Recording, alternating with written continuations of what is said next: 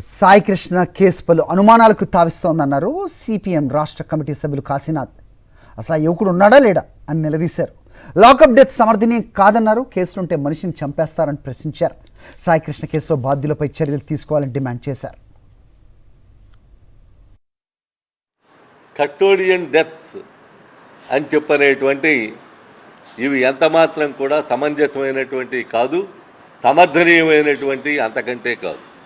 నేరస్తుడైనా నేరగాడైనా ఈ కస్టోడియన్ డెత్కి తీసుకురావాల్సినటువంటి అవసరం ఏ మేరకు ఉన్నది అని చెప్పనేటువంటిది పాలకులు ఒక్కసారి ఆత్మపరిశీలన చేసుకోవాల్సినటువంటి అవసరం ఉంది.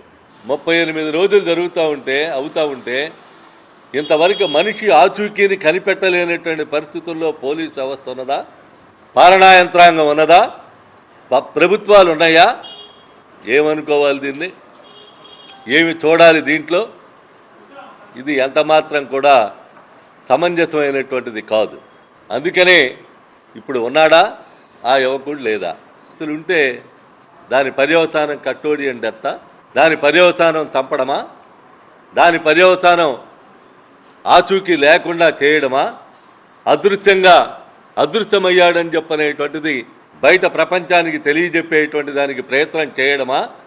ఏమనాలి దీన్ని అని చెప్పనేటువంటిది అడుగుతున్నాం.